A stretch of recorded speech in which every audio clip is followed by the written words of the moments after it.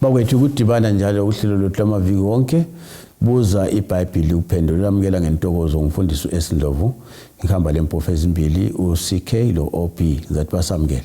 Siyabonga mfundisi, salibonani balaleli, siyaxhumana njalo uhlelo lwethu lamaviki wonke buza iBhayibheli likuphendule okhulumayo ngumfundisi uMpofu CK. Salibonani balaleli, siyahlangana njalo kuleli iviki lapho esifunda khona ilizwi likaThixo sindawonye. uNkulunkulu kasenzele umusa asiphe ukuzwisa ilizwi lakhe, asiphe lamandla ukulilalela ezimpilweni zethu. Umfundisi OP Mpofu, siyabonga. Siyabonga bafundisi, siyabonga balaleli. Mfundisi CK, kuvike liphelileyo sikhulumile ngendawo engcwele. Kulembuzi ezimbili. Wethu siqalisele khwaphana kulezi mbuzi ezimbili kuLevi 16 verse 7 to 8. Siyabonga, ngiyafunda njalo uLevi 16:7-8. Athathe impongo ezimbili azibeke phambi kwenkosi ngasemnyango wethente lokuhlangana. Enze inkatho ngezimpongo ezimbili, enye inkatho ibe ngenkosi lenye ibe ngeke-Azazeli. So sinanzelela lapho ukuthi imbuzi lezi ezimbili, impongo ezimbili lezi wayeza sebenzisa inkatho ukuze azehlukanise ukuthi le izamela inkosi le izamela uAzazeli. Wayekwenza esebenza ngenkatho. So le yakuqala eyamela inkosi yayiqala ukwenza inkonzo ngayo yokuthi yokubuyisana. Leyana enye yesibili leyana sizakhuluma ngayo phambili, kodwa ke yayiza kwenza inkonzo yokugcina eseqedile umsebenzi wonke ayewenza phakathi kwendawo engcwele. Kulo zasehlukaniswa inkatho. Zasehlukaniswa inkatho. Njalo ingakaqali izimpongo lezi. Yanje ukuthi izimbuzi mhlawumbe khona phela ngesingangezelela ukuthi indaba yenkatho isivezela ukuthi uNkulunkulu nguyowamele azikhethele kunjalo. Kwakungamelanga ukuthi uthona le ukuthi kwakumele ukuthi kungabi lesandla somuntu lapho. Kwakumele uNkulunkulu akhethe ukuthi imbuzi ezamela uJesu yipi, ngoba into yonke le nxa silokho sifunda sonanzela ukuthi isisa kuJesu. So kwakuqathekile ukuthi ama details angikhona, imininingwane yonke eyenzakala lapha uNkulunkulu kube nguye othungamelayo, ngoba kungavele kube lesandla somuntu kwakuhle kuphambanise umfuziselo wonke, inkonzo ejongiweyo igcina ingasagcwalisekanga ngendlela yakhona. Siyabonga mfundisi ukuchasiselwa. Akusimbuzi le ikakhulu le nkosi yayimeleni yayisenzani? Angasibalela uCK iverse 7 to 8. Verse 7 to 8 aso 15a. 7 to 15. Yasibala uverse 7 bese siya ku15. Ithi yona ke athathe impongo ezimbili azibeke phambi kwenkosi ngasemnyango wethente lokuhlangana. Enze inkatho leyo sesithindile sesiya ku15 isigaba sakuqala. Abe sehlaba impongo engumnikelo wesono ozanikelelwa abantu. Alethe igazi layo ngaphakathi kweveli. Siyabonga. Enze alright, siyabonga. So lapha sinanzela ukuthi imbuzi leyi eyinye le eyayiwelwe inkatho yenkosi yayiyimbuzi engumhlatshelo wesono. Kumele sikunanzele ukuthi imbuzi lezi ehlukene. Leyi eyakuqala enkosi yayingumhlatshelo. Leyi yayingasomhlatshelo, ngibona uzayithinta lapha umfundisi uMpofu. Kodwa leyi eyakuqala engumhlatshelo yiyo ke imbuzi eyayingumfuziselo kaJesu. Yiyo yayibulawa njengomhlatshelo omele isizwe njani sonke. Isitsho ukuthi ngelinye ilanga ke uJesu uzakuchitha igazi lakhe elichithela izono zethu.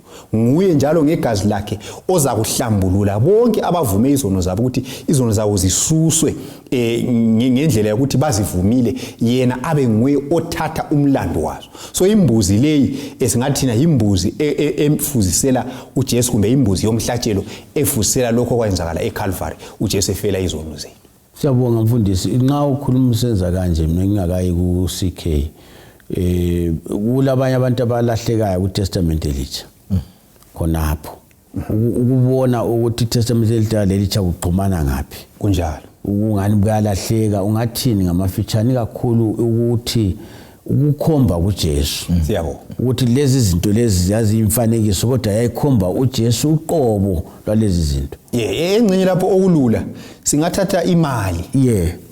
kwakulethwa nguyedumbe labothela awungeke wathi wena uthela Nyamzonda ngifuna ukuthenga ngoyedi imali vele nxa ingasela thela asomali so awungeke wathi mina ngile New Testament iOld Testament ayisebenzi iNew Testament ngeke ibe khona iOld Testament ingekho njalo le Old Testament ngeke futhi ibe khona iNew Testament injani ingekho so iOld Testament ithi kulo Mesiya ozayo ozakufa endaweni yabantu efela izono zabo bani zabo ikutshengisa njani lokho iOld Testament ngemhlatshelo yani yezinyamazana ngenkonzo zethebani ngeke so abantu labaphila uJesu engakafi kwakumele labo batshengise ukuthi bayakholwa kuJesu babe kutshengisa njani babe kutshengisa ngokwenza imhlatshelo ukuthi ngelilanga kunomuntu ozakuza endaweni yabo athatha isono sabo le New Testament yona isigama indaba ithathela ku Testament elidala uJesu lwana athi uthiwa uyabuya usenjani usebuyile ukuthi uza kwenzani konke lokho yana kuhle kwakhulunywa ku Testament elinjani elidala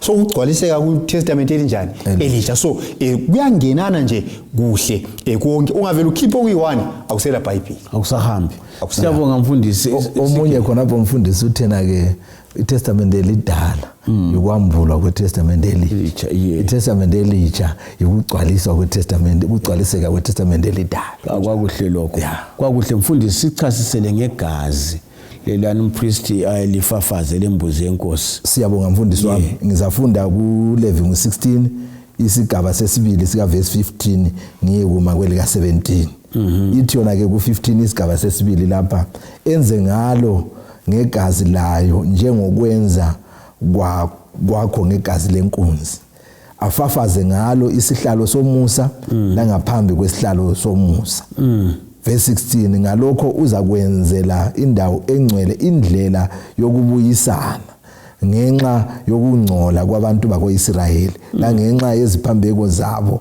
lezono zabo zonke futhi uzakulenzela njalo itente lokuhlangana elihlala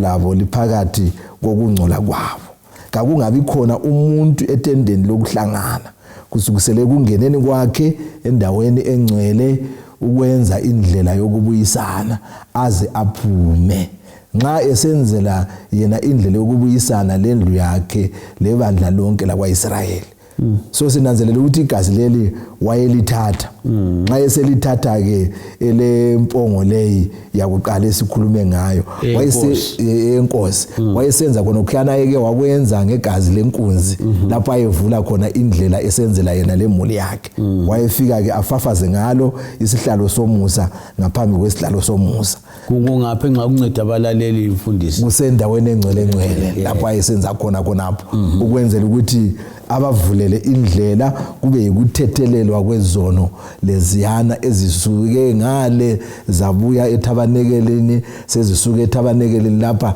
sezifakwa laphana ukwenzela ukuthi ngosuku lokucina esesenza inkonzo yokucina ziphinde zisuswe futhi endaweni engcwele enxa yokuncedisa abanye abangabe baqala ukuzwa indaba lemfundisi angithi ungathi ngama-future isihlalo somusa lokho kuyini othi isihlalo somusa siyaleyo ndawo nje siyabonga mfundisi wami so isihlalo somusa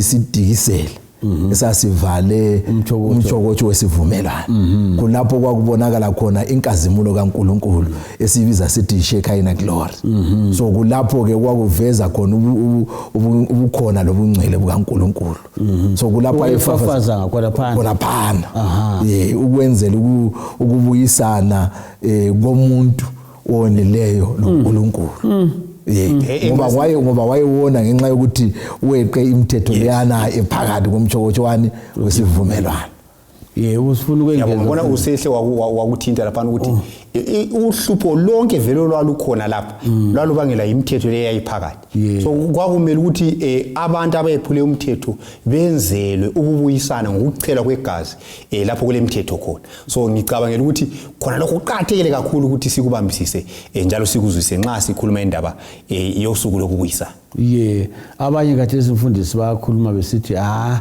ngizomunye buze sikhona oDaniel bagcina lesabatha engiyakikho ukuthi khathesi nganaze kulempi kunjalo yenziwa ngabanye abantu abake bagcina isabatha asebeqala isukulwa lemithetho elithumi kunjalo besilwa layo bechothoza ukuthi kungani sigcina kodwa mbonani uyakugcizelela ukuthi kumele sikuzwisise kungani wayefafaza phezulu kwehlalo somsa akule mthetho khona elithumi kunjalo enxa ungathi uthathele khona abo mfundisi ukusincedisa ngendaba yegazi elembuzi lelenkunzi ukuqhakatheka kwawo siyabo ngosuku lokubuyisana njalo ungafunda uLevi ngo16 uzamfundela uverse ngo18 lo 19 umpriest angaqeda ukuchela igazi endaweni engcwele wayephuma endaweni engcwele abe sesenza lokho kulandelayo njalo ngegazi lembuzi la ngegazi lenkunzi yemuli yakhe 18 lo 19 ithi verse ngo18 kuLevi ngo16 uza kuphumela ealtareni eliphambi kwenkosi alenzele lalo indlela yokubuyisana athathe igazi lenkunzi legazi lempongo alininde empondweni zealtari inxa zonke afafaze ialtari ngegazi kasikhombisa ngomunwe wakhe alihlambulule alenze libe ngcwele ekungcoleni kwabantu bakwaIsrayeli siyabo so lapha siyabona ukuthi angachela phakathi ngale endaweni engcwele wayephuma futhi abuye kualtari i-altar ngithi lapho yikho lapho kwakusenzelwa khona imhlatshelo umnyaka wonke so i-altar lelalo kwakumele lihlanjululwe so wayichela igazi lembuzi aphinde echela igazi lenkunzi liyana ayenzela umhlatshelo yena lemuli yakhe so lapha sinanzelela uqatheka kwegazi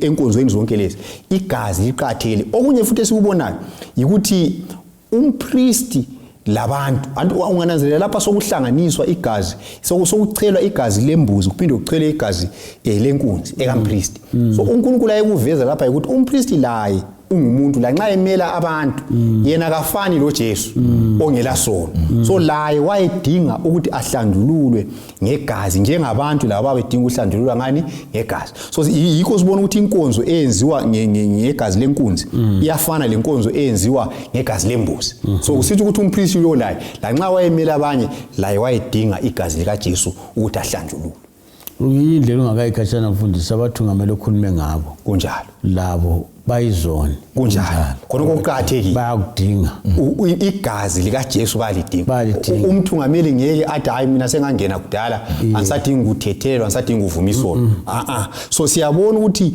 umthungameli ufakwe uphi umlando okuthungamela abantu kodwa akakuthi ukuthi yena kasosoni laye uyalidinga igazi lika Jesu njengabo bonke abantu abathungamelayo bedinga igazi lika Jesu ukuthi sikumise kahle mfundisi ngakayi ku CK omunye umthungameli athi sizwa hlathi ukuthi lami lemvumo yokuphambanisa ngisho ukuthi azinike vele icenge lokuthi ukuthi hayi lami anti ngumuntu kodwa sikhulumile ukuthi izinga lakhe abekekilo liphezulu kunjalo kuza kwahlulela ukhangelele okuningi angithi uJesu la wakhuluma wathi ophiwe okuningi uzakuzwa okuningi ophiwe kuyingcosana kuzo kuyingcosana so umthungameli bakuphiwe okuningi so uNkulunkulu uzambuza okuningi siyabonga mfundisi mfundisi CK nxa sikhuluma ngembuzi kaAzazeli sikhuluma ngani siyabonga mfundisi wami ngizafunda kuLevi ngo16 verse ngelika 10 lelika 21 iverse ngo10 ithi yona ke kodwa impongo edliwe inkatho kaAzazeli kayibekwe phambi kwenkosi iphilile ukuba kwenziwe indlela yokubuyisana ngayo ithunyelwe kuAzazeli enkangala uverse ngo21 ibisisithi yona ke uAaron abeke izandla zakhe enhlokweni yempongo ephilayo avume bonke ububi babantu bakwaIsrayeli leziphambeko zabo lezono zabo zonke azibeke enhlokweni yempongo ayithumele ngomuntu olungiselelwe lokho iye enkangala so sinanzelela ukuthi imbuzi leyi eyayidliwe inkatho yaba ngikaAzazeli uAzazeli yena ngokwakhe imele uSathane so sinanzelela ukuthi yayibekwa iphila aqala yenza inkonzo yonke endaweni engcwele aqede angaqeda ke eseqede konke ayekwenza ngegazi lempongo leyana ebuleweyo leyana yenkosi abe sesithi ekucineni ke athathe izandla zakhe azibeke enhlokweni yembuzi le ephilayo kaAzazeli ngokwenza njalo kwakuyikuthi izono zonke kade zisiba khona endaweni engcwele laphana sezibuye ngokubeka izandla zakhe enhlokweni usezifaka phezulu kwembuzi yona leyana. Imbuzi leyi ke nxa esevume konke phezulu kwenhloko yembuzi leyana ke kwakulomuntu wayevele elungiselelwe khonokho ukuthi angaqeda ukwenza khonokho umpriest omkhulu lowana olungiselelwe abe seyithatha impongo leyana ayise enkangala lapho yayizafela khona ihamba khona ngale. So lokhu kwakusitsho ukuthi izono sezisusiwe emuntwini zaya etabanekeleni zaya kumpriest seziphezulu kwempongo ephilayo emele uSathane ngoba leyana enye impongo yayimele imbuzi yani yenkosi yayimele uJesu. So izono zonke ezenziwa lapha emhlabeni lapha owenza seqe umthetho kaNkuluNkulu nguSathane. So ekucineni umlando nalo uzabekwa phezulu kwakhe. Siyabonga ngenxa obhinga hlayithathele khona ukuthi uAzazeli lo kule kumutsho yini ukuthi Azazeli umfundisi uthi nguSathane kumbe kule umutsho ngiye ngahlangana lomunye umuntu kwenye indawo owayesithi yena imbuzi leyo Azazeli imele uJesu. Esala ukuthi uSathane akathwala izono zethu. Wayesitsho njalo ba. So imbuzi leyi kayithwala izono. Asingakubeka ngaleyo ndlela. Kayithwala. Imbuzi leyi kayithwala izono ngizasebenzisa ibala lesikhiwe lithi lona substitution. Alright. uJesu nxa ithwala izono zethu uzithwala kusebenza ibala lona lithi substitution. Yes. Izono zethu kulokuthi zibulale thina zibulala yena. Kodwa uAzazeli nxa ephiwa izono lezi uphiwa izono lezi njengomsunguli wesono ukuthi wena into le ivele ngeyakho umnikazi so sesiyibuyisela kubani kuwe njalo. uAzazeli lo ungavela ukhangele ngolimi lwakhona olweBhayibheli uAzazeli abafundi beBhayibheli bathi lidimoni elikhulu ukudlula wonke. Usitsho ukuthi nguSathane uqola igama lona lokuthi Azazeli lithi ukuthi umoya ophisana loNkulunkulu idimoni elikhulu ukudlula wonke amadimoni. So akungeke ukuthi imbuzi nguAzazeli yona imele uJesu eBhayibhelini. Ungakhangela futhi elinye ibala elisetshenziswa elesikhiwa lapha kuthiwa iscapegoat kuthiwa imbuzi yokulahlwa.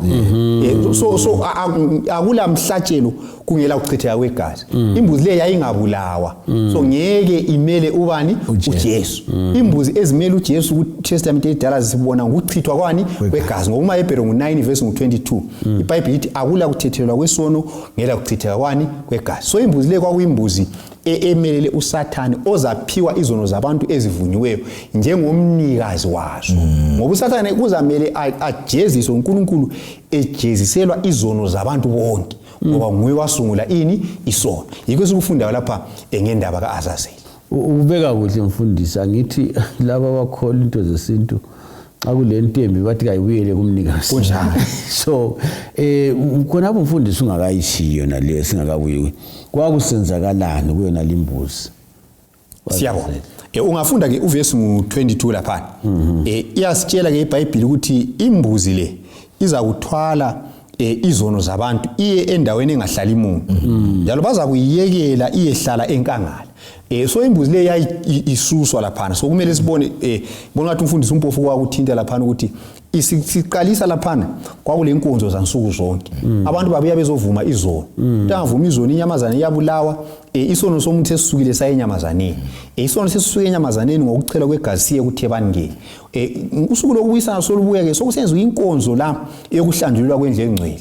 So then inkonzo le nxa isenziwa umpriest ngokomfanekiso njalo ethatha izono leziyana zonke ezivunywe bezivunywa umnyaka wonke sezisusa lapha kuThebani usezifaka ngapi embuzini esezibuyisela kubani kumnikazi. Imbuzi le nxa isisuswa lapha isiyenkangala kusitsho ukuthi isuka lezono zabantu ibe sisiyafela khona isitshengisa ukuthi ekucineni uSathane uzathwaliswa zonke izono zabantu abesekucina ngokujeziswa ebulawa ekucineni. Then indalo kaNkulunkulu iyasala isingasela sono abantu bakaNkulunkulu bayasala bengasela sono ngoba isono siyabe sesibiselwe kumnikazi yena ke uSathane lengilosi zakhe lezoni abavuma ukumlandela babulawa isono saphela.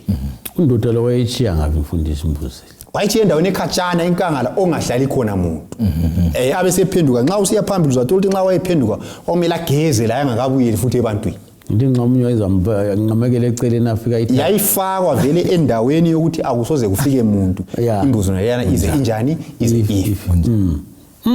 indaba enzima mfundisi CK othi uyiqedise kwakusenzakalani Siyabonga awazazeli sisusiwe ebantwini sizafunda lapha ivesi lika 23 siya ku 28 ithona ke uAaroni kanti kuLeviticus 16 uAaroni uza kungena etenteni lokuhlangana akhumula izembatho zelembu elihle azembethe ekungeneni kwakhe endaweni engcwele azijiye khona ageze umzimba wakhe ngamanzi endaweni engcwele agqoke izembatho zakhe aphume anikele umnikelo wakhe wokuchiswa lo mnikelo wokuchiswa wabantu azenzele yena labantu indlela yokubuyisana lamahwahwa omnikelo wesono uza kuwachisa ealtarini lo osa impongo kwazazeli uza kugezisa ingubo zakhe ageze umzimba wakhe ngamanzi andukubana ke angene esihonqweni inkunzi yomnikelo wezono lempongo yomnikelo wesono